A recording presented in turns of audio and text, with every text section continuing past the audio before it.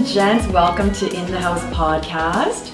We're so sorry that Toni couldn't join us today, but we have our very first guest on our podcast, Jill Sinclair. Woo! How are you doing? Very excited to be here. As you can tell, I'm jumping up and down in the seat. She's beautiful. I mean, listen, listeners, she puts the word power in power suit. If you ever follow her on the feed, like, she has amazing suits. Are they customized to? They're all custom. Okay. Yeah. Who's the company? It's Sir Monsieur, and I work with Will Chen, and he previously was with Garrison, and I love the work that Will does. He's amazing. Okay. Yeah. Are they local? Yeah, they're local. They're in Yaletown. Okay. By the way, I love your blazer. Thank It's you. so soft. Thank you. Velvet. So let's run down what you do. I mean, you're an international keynote speaker. You are an executive, a coach and strategist, TEDx speaker. You're an author. I mean, like, what else is there for you to do? Do you remember how we met? I don't know if you recall, like... Braden asked me where we met, and I said we met at a social event. Okay. I pinpointed it. I'm like, it's pretty broad, I know, but I remember. It's a little bit of a social event. We actually, like, maybe about 6 years ago. Okay. So I was invited to to go by Keller Williams, Black Diamond. Oh, right. And I believe you were working for them at that time. I was the CEO of Keller Williams. Okay, yeah. so you were recruiting and you were coaching all the agents, and I was with another brokerage at that time. Yeah. So I joined a busload down to see Ben Kinney. Oh, right. Down to Washington. Yes. And you were like just hyping up the bus. It was like we might as well have had like a disco ball, I swear, because it was just like a crazy time on the bus, just because you were like just so excited and put the enthusiasm into everybody. Yeah. So that's what I remember about you. Oh, okay, on it. Awesome. Because this is what I'm about, is infusing energy into life. And I wake up like this. You know, it's something that it's so contagious when someone is engaging and they love life and you get excited about it. And we talk a little bit about motivation with my coaching. Mm-hmm. And people say I'm a motivational speaker. And I say, I'm not really, because motivation is a myth. Motivation is just like a unicorn. It's hard to obtain, and it's really hard to maintain as well. Okay. So motivation can be temporary, like this, like the bus, and get excited. But then what takes you beyond the motivation? Your fierce commitment to yourself, right? So when you have that tied together, you become unstoppable. Okay. What do you call that? What's that DNA in you that drives that every day for you? Grit, absolute grit. Because here's the thing. I remember, oh my God, when I was actually selling real estate years and years ago, and there was this little tiny elfkin of a man who came up, and he had this white polyester suit, and he was from Florida, and he was a speaker in the real estate field. And he said during the break, if it's to be, it's up to me. And that has always stuck with me. And I remember another thing he said, because I always want to go to conferences, I sit in the front because I'm there to learn, right? Mm-hmm. And I was sitting in the front, very eager, listening to what he had to say. And when he came up to me at the lunch break, and he said, young lady, are you as happy as your eyes tell me you are? And I said, oh my God, yes I am, right? But no one had ever said that to me before or since, right? So for me, it's how am I showing up in the world? If I'm going to show up like a grumpy little bear, well, what the is that? You know what I mean? Right. It doesn't serve me. It doesn't serve other people. So for me, it's all about, it's right here. My fierce commitment to myself. If I don't have that, I might as well just go push daisies. Right. I mean, I saw that even just back in like 2009. When did you start real estate as an agent? 2007. 2007. And I was known as Hot Rod. Okay, realtor. That's what I wanted to bring up, because I was looking you up. I did my homework, and Hot Rod Realtor. Like, can you give me a little bit of background of how that came? Like, are you a car collector? Yeah. Okay. So, what kind of cars did you collect, first of all, and how did you get that title? Well, when I got into the real estate world, everyone is like, you find your niche, you find your niche. And I'm like, okay, I just need to do something that I'm just organically all about. And the gentleman I was with at the time, we were car collectors. So a 37 blown Chevy, a 65 Corvette, big block, a 77 Corvette, a 52 Ford, like just so many different cars that we would kind of come and go in our lives. And for me, I thought, this is the culture that I'm in, because I was living out in South Surrey, South Langley area. And so I would go to all the car shows. I had the swag. I even had the booty shorts that, I'd give away. And, the sleeves were all logoed and stuff. And I would just show up at all of these car shows and get to meet people. And they're like, what are you doing here? I'm like, I'm meeting you. I'm saying hello, you know? And so I got to form very organic relationships with people. And guess what? People who collect cars, they usually have like a 10-car garage and 5 acres. Right. So who's the smart one here? You are, honestly. Yeah. And you just basically branded yourself as Hot Rod Realtor. And how long did that go for? Like, how long were you an agent for? I was an agent probably, I think, until 2011, because what happened after I started getting, pardon me, a lot of success is that I was asked by a lot of people, Jill, how are you like getting on TV, getting on radio? How are you doing so well? You've got developers that are working directly with you.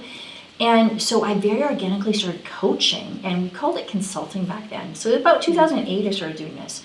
And so I was kind of doing both, living in both worlds. And then when I split with my guy from the Valley, I moved back into Vancouver in 2011, and I was already more focused on my consulting. And my first large client with the consulting wasn't even in the real estate field. It was in the science field, which was just interesting. Bizarre, because I'm not a science brain, but again, it has nothing to do with that. It's all about people. So with the Hot Rod Realtor, I left that in the Valley and let it just die its natural death. Yeah, no, I'm really glad we're actually bringing this up, because I'm kind of going through that transition as well. Oh, yeah. Of selling in real estate for the past 17 years. Yeah. And it was just like the last 2.5 years where I hired a business coach, and I'm like, you know what? Like sales coaching and sales training is my thing. I just got goosebumps. Yeah, like I'm just so excited to get this started. So I want to chat with you afterwards about that. Oh, that's awesome. Yeah. So the transition to now consulting to a coach, what's the difference?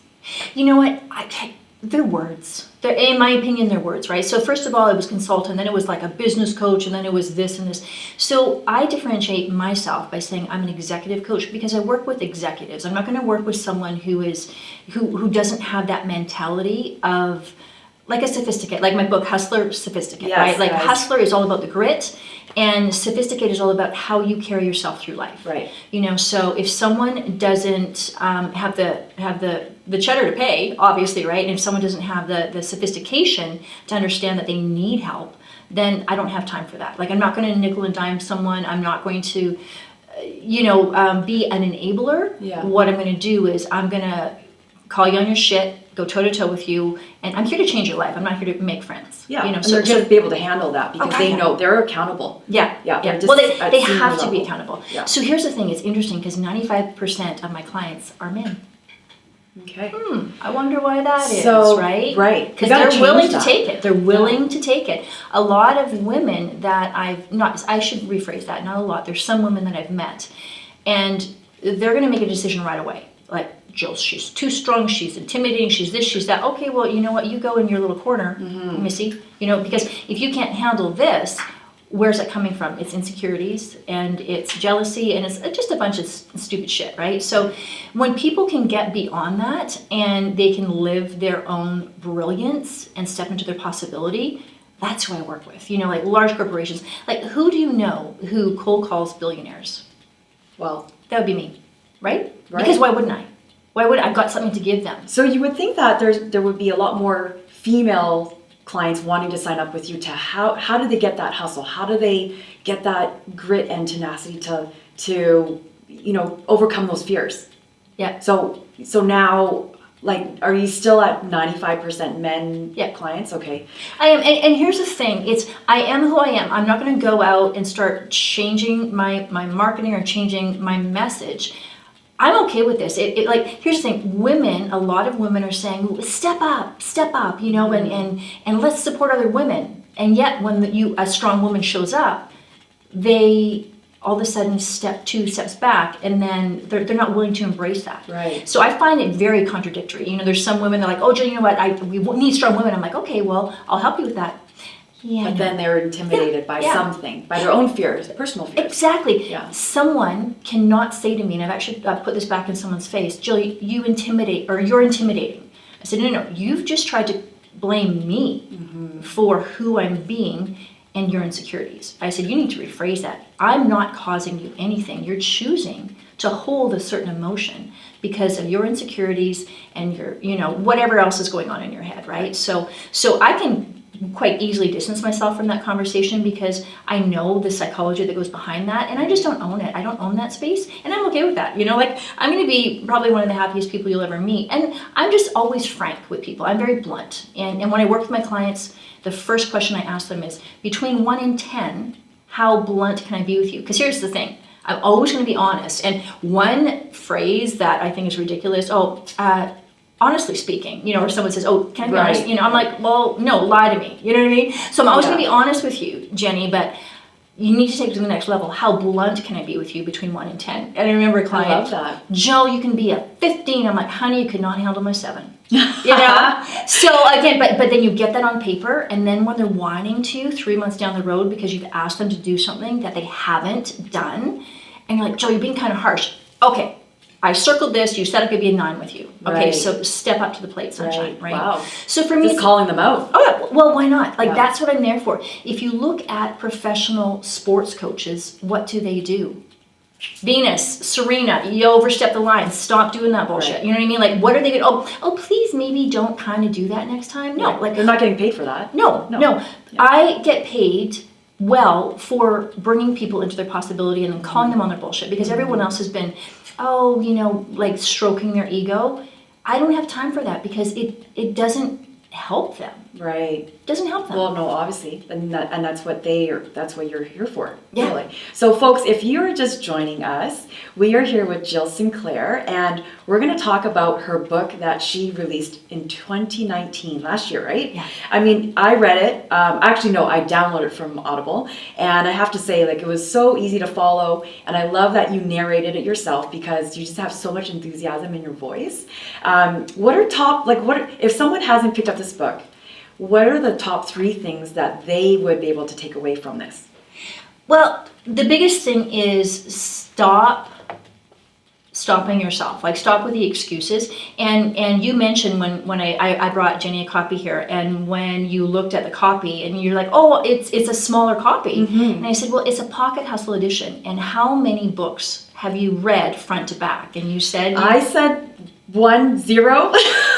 I said 1. Yeah, right. So my whole idea is, I even say it on the back of the book, is you don't need another book to tell you what to do to be successful. Right. However, you bought this one, so read it quickly and get into action, right? So the whole thing is getting into action. So getting out of your own way, getting into action, and stopping with the excuses. Period. Those are the top 3. My takeaway from this book is measuring your why. So you have a why, but then you don't know, there's no measurements or metrics for it. So you're basically saying work backwards. So how does that work? So my why, my why changes. Here's the thing. My TED Talk was Uncovering Your Why, and it's actually quite a different ending than people are going to assume. But let's just go with the regular flavor of Uncovering Your Why and why you're doing what you're doing. So as an international keynote speaker, my goal is to be the most booked speaker in North America. And why is that? Because I want to impact so many people. And as a woman, what I've looked at is that approximately 73 to 80% of all public speakers in large arenas are men. Now, you know, aside from Oprah and a couple of these other people that have gotten on the stage, but they've gotten on the stage with some help and whatnot. So for me, I'm breaking that barrier, and that's my goal. So how do I work backwards? Well, I'm getting on as many stages as humanly possible. After I had my first speaker series, Hustler Sophisticate, back in March 2019. That's right, with Ryan Serhant. Ryan Serhant, yeah. So let's go big with my first speaker series, produced, hosted, keynoted as well, right? Then the week after that, I flew down to see Josh Altman from $1 Million Listing LA. And we were supposed to go on a speaking tour beginning March of this year. So that's been put on hold right now, right?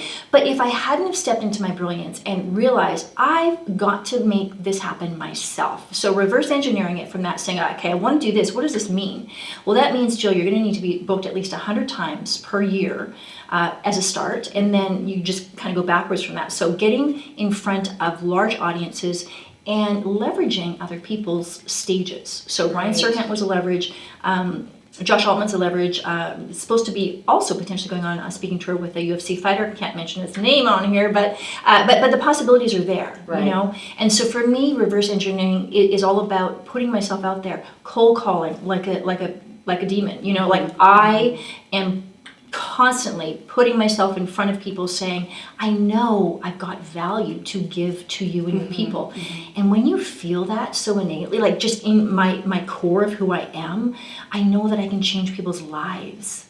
That and it just sounds amazing. Oh my God. It's so fulfilling, Jenny. It's so, like, this is why I wake up with such joy and compassion and energy every single morning. Right. And you know what? Sometimes some companies may say, no, it's not the right timing, or maybe those spots are filled, or maybe financially they can't secure you for the time being. No means not yet. So, right. So that's a great attitude. I was just going to ask you, like, what do you do to kind of maneuver through that? Yeah. It's really, no means not yet to me. So okay. I don't believe in the word failure. I really don't. It's, if I didn't achieve a goal that I wanted, then it's just a different result than I expected. It really is.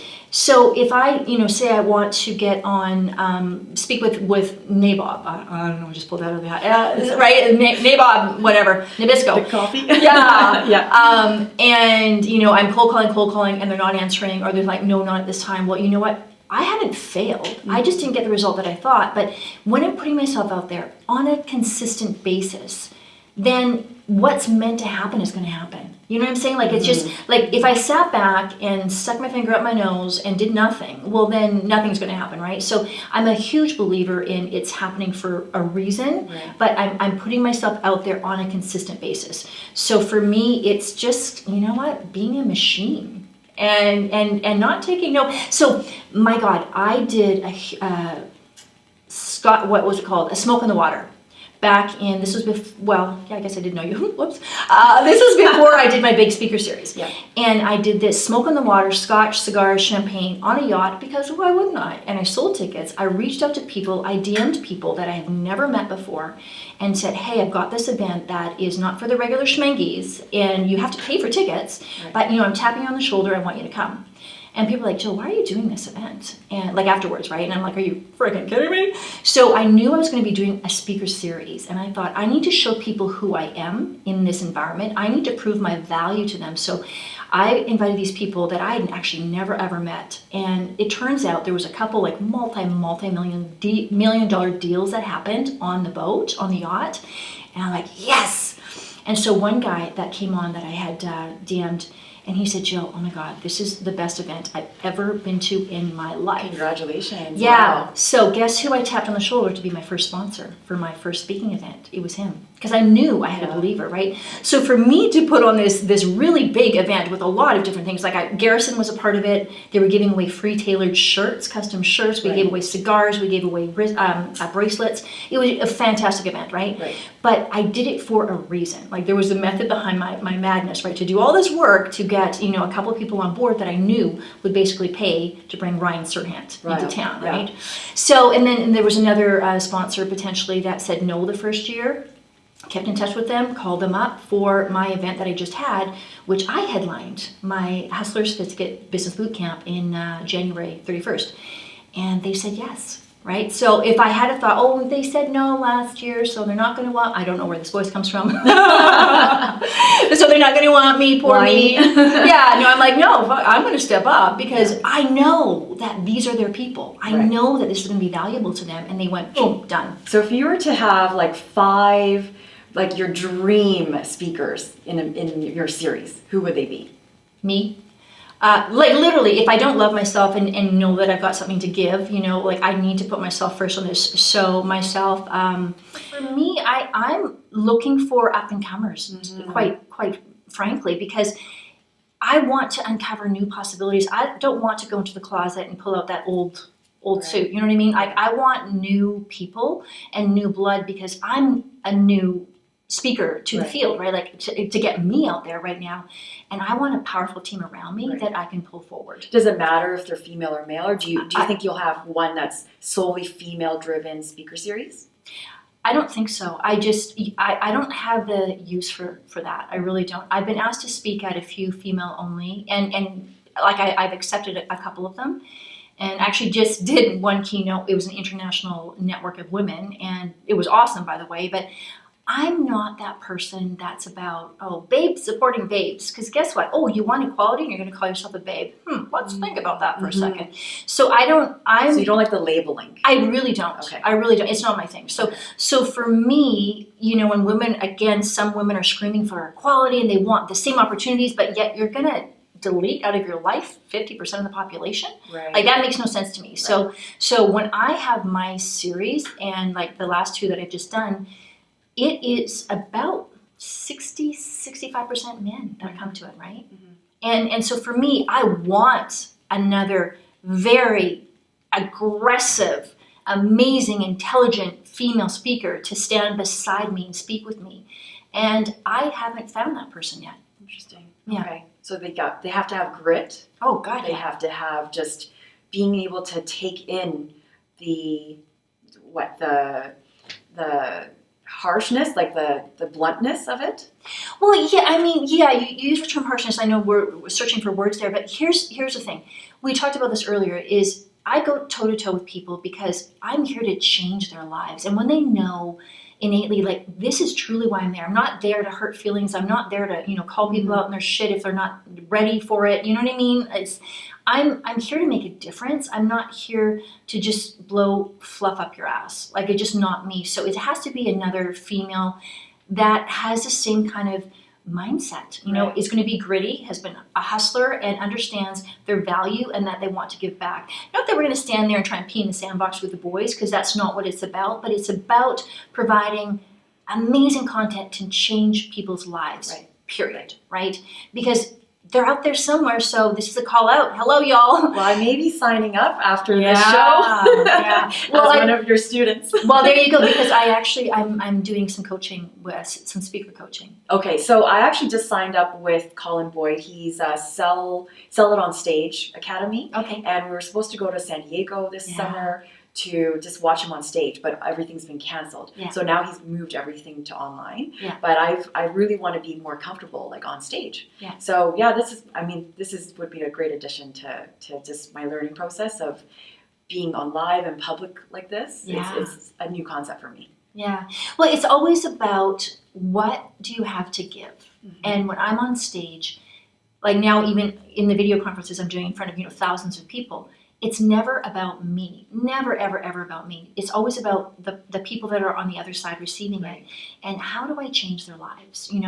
And being humble, being vulnerable enough that you share bits of you that can help to change people's lives, That makes sense. Yeah, and so my upbringing, I think you know a little bit about this from seeing my online stuff, is horrible, like full of abuse, abandonment, all that kind of bullshit, right? So for me, I've never had that support growing up. So I thought that, I don't need to talk about that. And this was before my speaking career started, like only 2 years ago-ish.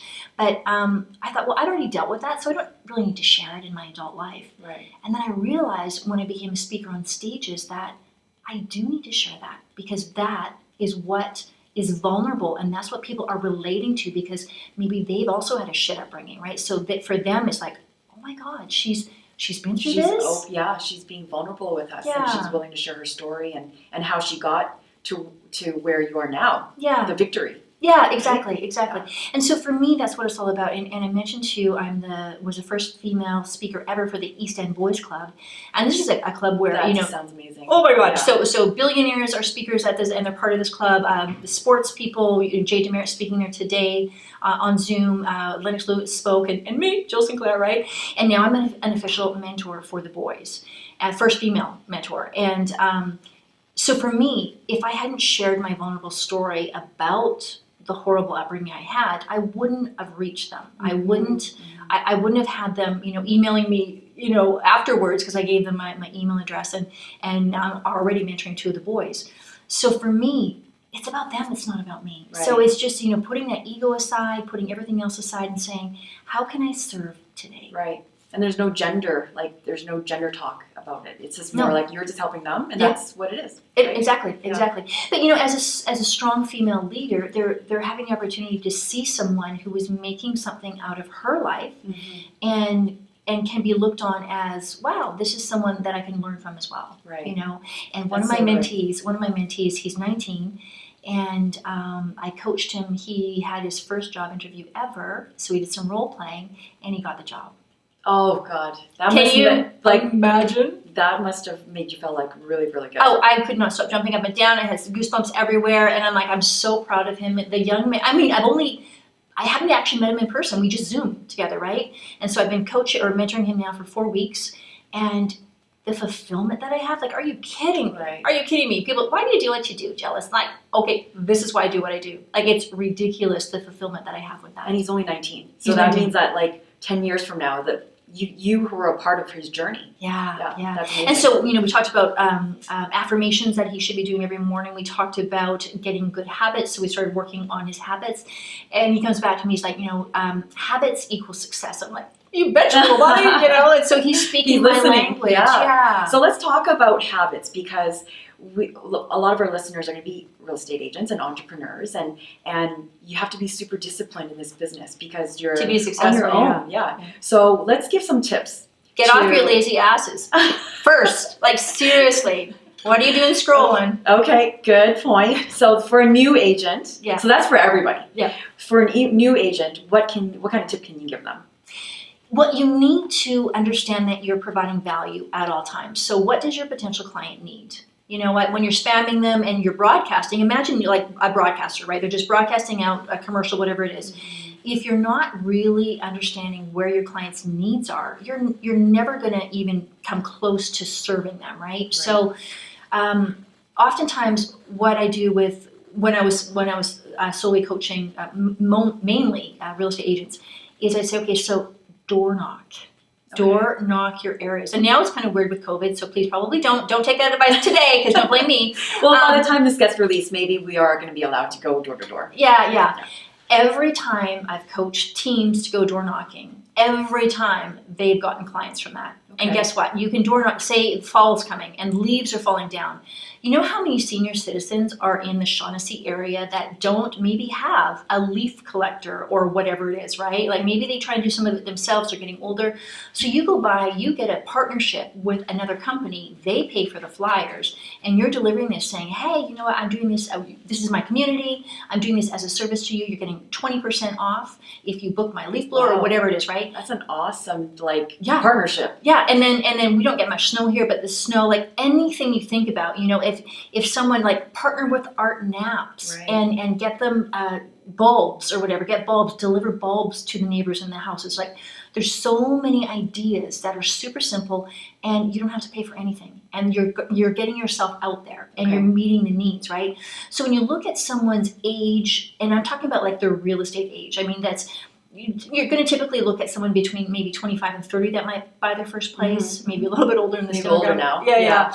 But then you're looking at when are they going to buy, the upgrade, or when are they going to buy like an investment property? And you look at that kind of age range. So you're going to speak to them in that way. Like to mass email them, in my opinion, is a huge mistake. If you're going to send me the same email you're sending to every one of your clients, I'm just going to spam you, put you in spam quite quickly. Yeah, and subscribe. Take the time to understand your clients and put them in different pockets. Okay. And say, you know what, if I've got clients that might be looking to, be the first purchaser, then I'm going to provide them this information. I'm going to give them short videos from a mortgage broker about, do you know that you could actually probably afford to buy something? Okay. So the messaging is super important and basically 100%. Cater to the demographic that you want to work with. 100%. Okay. 100%. So someone in the business who's, let's just say 5 years plus, and they've plateaued, and they don't know where to go because they've maxed out on their tools and their systems, what kind of tip can you give them? They're not making enough phone calls. Okay. They're not getting in front of enough people. Pick up the phone, guys. Yeah. You know what? I remember I did some coaching with a brokerage, and I'm always about the follow up. You got to follow up, and then you got to follow through, then you got to follow up again, right? So even that example I used at that one company that didn't want to come on as a sponsor in 2019, but they came on in 2020, right? Because I followed up with them and I knew my value. So one guy I remember saying that, oh, Jill, I've already gone through my database. I'm like, are you going through it monthly? He says, well, no. And this was like, I think it might have been like a May or something like that. And he said he had contacted all of his contacts in January. I'm like, oh, you think that's follow-up, do you, right? So the perception of that is a miss. And I think people, they get lazy, they get complacent, because also Phoning people is not sexy. So I often get this question: how many times should I be calling a client until they're NQ or like not qualified or not interested? Well, you need to find that out pretty darn quickly, right? And again, people are not asking the right questions. So the quality of your answers that you're getting are the quality of the questions. Now, I go deep in right away when I start to speak with people because I'm not going to waste their time. Okay. Like, I'm not going to talk around a subject because that pisses me off. You know, when people are like, well, I'm like, well, okay, can you just tell me what you mean? Okay. You know what I mean? So, and I'm not saying pitch them, but I'm saying, you know what are their needs that you know? Like, people know that I'm wanting to purchase down in Palm Springs. Do you think there's one realtor that has ever sent me any postings? Right. No. Right? So someone's missing out on a potential referral. Right. You know, and then my friends and my circle of people, right? So of course I'm doing the research myself, right? But again, understand where your clients are at and serve them at that level. And it's super simple. Right. Super simple, right? Just asking the right questions. Really. Yeah, and guess what? And you should have, and every time I've ever worked with real estate companies in the past, I've said what you need to have is basically a Bible of referral partners. Okay. So if you don't have which should be a no-brainer, lawyers, mortgage brokers, this, that. Yeah. How about gardeners, cleaners? Right. How about plumbers, painters? Yeah. Everything that, or also maybe some people, they don't want to book their own vacations, you know, a travel agent. Like everything a client could ever need, Right. they should be calling you. Right. And I remember there was a top 1% agent that I did a little bit of work with on the side at one of these brokerages. And he was falling over himself thanking me because he started doing this with his clients. He said, Jill, people are calling me about cars. And this is when I was doing some work with Keller Williams. And I don't know if you know this. I had secured a deal with Dilawri Group, the largest Canadian dealership for vehicles. And I secured a deal that every Keller Williams agent would get a huge discount off. They get the white glove service. They get all these things. Because, and here's the thing, you know, Keller Williams is not a large entity in the BC market. Mm-hmm. So why didn't RE/MAX do this? Why didn't, other businesses do this? No, I secured it and there was only 2 Keller Williams offices. Right. But I saw the value of that. So this realtor was able to get his clients deals on Mercedes, Lexus, whatever it was, right? And also get beyond the white glove service. Right, that makes sense, yeah. Yeah. And so someone who's kind of mastered their business and they're like a top producer, where do they go from there? Well, where do they want to go? You know, that's always the question. So if they want to, do they have a team? Do they have a successful team? Is their team wanting to take over from them? Because you should be grooming someone to become a mini you. You know what I mean? Like that you should be on the beach in Bora Bora and making more money because your grubby little hands aren't in the way, right? Right. So it's like, where do you want to be? Like getting different streams of income is super important, right? Okay. So real estate isn't the only way. You've got your investments. You've got maybe getting into another company. You know, like you're reinvesting in themselves. Yeah. So, you know, you're getting into coaching because you've lived it, you've breathed it, you've seen it. Yeah. And it's just about diversifying. Yeah. What are you currently working on now that we have to look forward to? Besides the speaker series that got canceled, can we get a little bit of a hint? Yes. Oh, a huge hint. So Head Start with Jill is a brand new initiative I've started. So I did my TED Talk, which was amazing. It filled me with so much joy and accomplishment. And the youth that had come up to me afterwards, you know, like basically under 30, so I'm going to call youth right now, and like how impactful that was to them because I speak like this all the time, you know, just bringing people into their possibility. And then after my boot camp in January, I spoke at UBC Sauer School of Business, which was, again, such an honor. And the youth, oh my God, Jenny, they were coming up to me like, oh my God, you've changed my life. And, you know, we wish more people, more adults would speak to us in this way about this is what the real life is. So on my drive home in February, this was end of February, I realized, oh my God, I've got to do something that's bigger than myself. So I created Head Start with Jill. And what it is a contest where people will be submitting a video up to 2 minutes of a little bit about themselves and what would a head start in life mean to them. Okay. So we're going to choose the 10 finalists, and then they're going to go before a business panel, and we're going to choose the top 3. So kind of like Dragon's Den. Wow, that's amazing. So guess what they get to win? Oh my God. So they get to win a year business coaching with me. Okay. They get to win. What's the value of that? It's undisclosed. No, we're looking at probably $150,000 because I'm going to be really in their lives. Folks, you got to sign up for this. Yeah, seriously. Yeah. And industry-specific mentor. So if they're in school or not school, like if they want to be a plumber or if they want to be an engineer, like whatever it is, I'll get them hooked up with a specific mentor. Also, a car, a condo, a fitness trainer, a stylist, a wardrobe. Shall I go on? Okay, Head Start with Jill. Head Start with Jill. So get your asses onto Instagram, follow Ms. Jill Sinclair, MS Jill Sinclair, and also follow Head Start with Jill because we're giving away swag on the daily until we launch for the videos September 1st. So Jay Demerit, the former Whitecaps head captain, is come on board as one of the business panelists. And I'm so excited. That's so exciting. Because here's the thing, and we're all volunteering our time. Like this is something I'm doing. This is my side project. Because, Jenny, it's the right thing to do, especially now in this environment for our youth. How could I not do this? Well, guess what? No one else is going to do this for them. Well, I don't think I've ever heard of any programs like any colleges or universities even offering something similar to this. Never. Yeah. So there's about 460,000 people in that age group from 19 to 25 in BC. And then there's just under 5 million people in BC. So whatever sponsors are listening to this, you got to get on board because I'm going to be targeting this market like a fiend. You know what? And all these people, guess what? They're going to become your consumers if they're not already. So the idea, first of all, to give back to our youth. Second of all, to be a part of something that's life-changing because we're taking this across Canada next year. Okay. Wow. Yeah. So this is being advertised already. You're also on TikTok. I am on TikTok a little bit. Yes, I know. I'm like, what? It's hard. It's so hard. There's so many platforms. Yeah. What's your favorite platform to use? Instagram. Okay, Instagram. Okay. Yeah. Do you have time for 10 rapid fire questions? Sure. All right. Just on the top of your head, top of your mind, if you're not a coach, what would you be doing? A speaker. Well, which I am anyways, right? Yeah. Okay, if you weren't a speaker, what else would you be doing?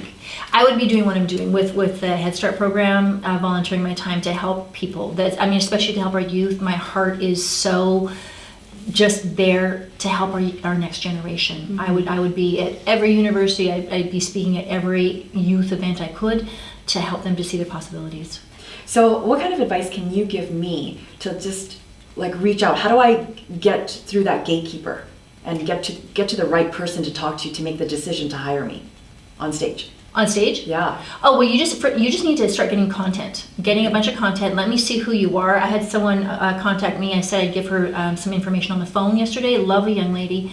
And she wants me the same thing. Jill, can I speak on some of your stages? I'm like, I haven't seen any of your work. You know what? So I said, if you put together a short speaker reel so I can see you, and dollars to donuts, she will not do this, you know? Okay. And people always are asking me, can I speak on your stage? I'm like, what value are you giving me for my audience? Right. If you can't even present yourself to me and take the time to give me a little snippet of who you are, why would I allow that to happen? You want to deliver quality content, not 100%. And just pick up anybody off the street, right? To be part of So develop your content and be of value. What value are you and what is your purpose? Like, why do you want to speak on stage? What are you giving your audience? Okay. What are they getting in return? Okay. Yeah. Number 2, you're always inspiring others. So who inspires you? You know, the young boy that I'm mentoring. He really does. You know, he inspires me. I get inspired by real life, close to me situations of people that are they're changing the world one step at a time. And so for this young man who's 19, he's embarking on his new career, and other kids are looking up to him. And it's such a proud and humbling moment to see someone take a couple bits of counsel, a couple bits of mentoring, and implore that into his life. Yeah, especially a 19-year-old who can get really distracted very easily. Yeah. So this is a very special situation that you have, the relationship that you've built with him. Yeah. Yeah, that's awesome. Yeah. Okay, number 3, advice you would give to your younger self. Yeah, love myself sooner. Okay. You know, understand that I'm worthy and I'm worth it, and because I went through some big shit periods, right, where I didn't have that growing up. Always, you know, along with the abuse and that, and the sexual abuse and the abandonment and the verbal and whatever. Even when I was in my early 20s, you know, Liz, the parental figure, mother, she would say, I'm not worth it. Like, why would you deserve this? Why? And I'm like, wow, this is carrying on, is it? You know, and so realizing that just to cut that off sooner, just because they're blood doesn't mean that they're good for you to be in your lives, right? So, and yeah, just accepting myself sooner for my brilliance. Amazing. Yeah. That sounds amazing. What's your favorite breakfast spot? I don't, Random question. I don't eat breakfast. Oh, you don't? No. Okay. Just coffee. Just coffee. And you know, it's funny because I won't go into the backstory, but I normally eat watermelon at about 1 o'clock. Okay. That's my thing. I don't know. It's weird. But you have all this like enthusiasm and energy Yes. just off of watermelon?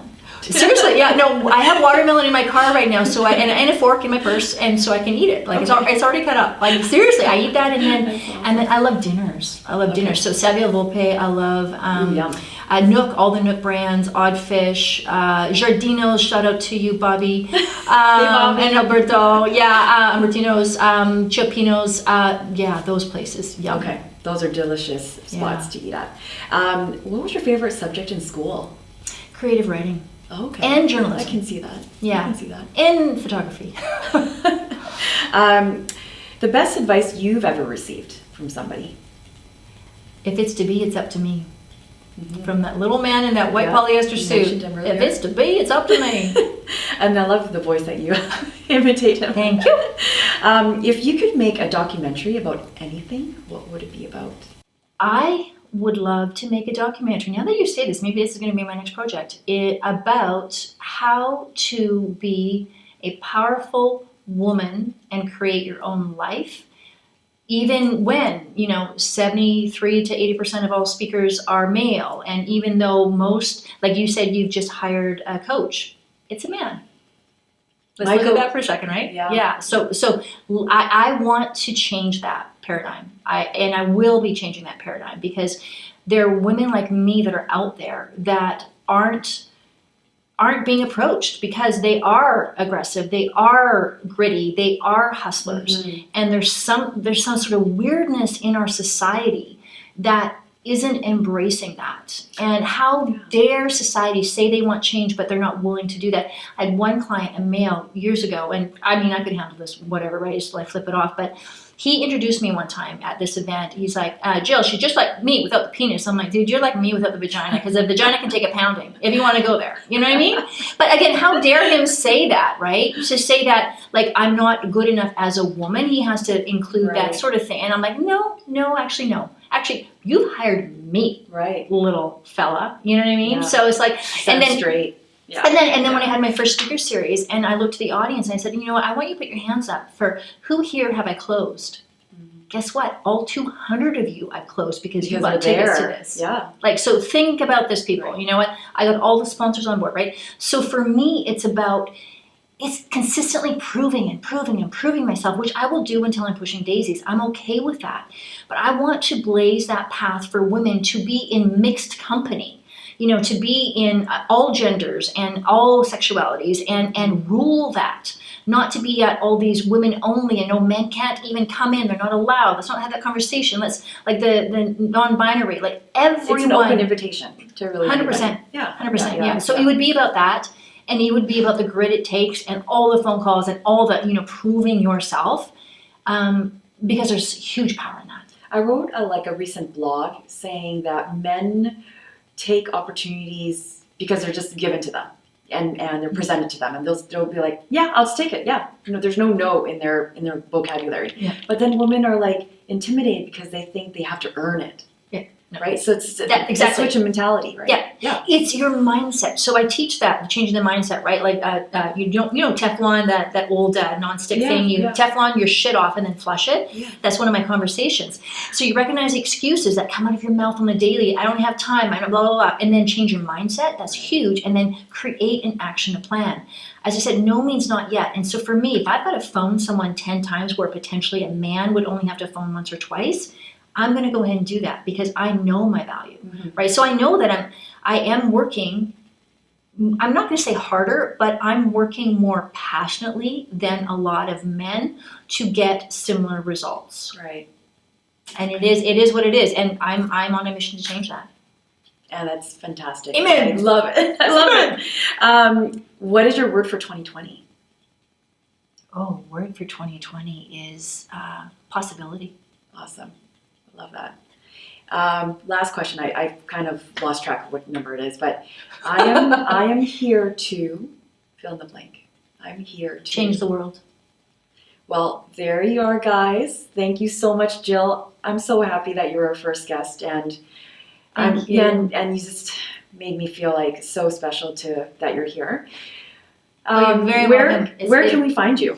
Well, jillsinclair.com is Okay. my personal website, and all my information's on there. My TED Talk's on there as well. And for my Head Start program, headstartwithjill.com.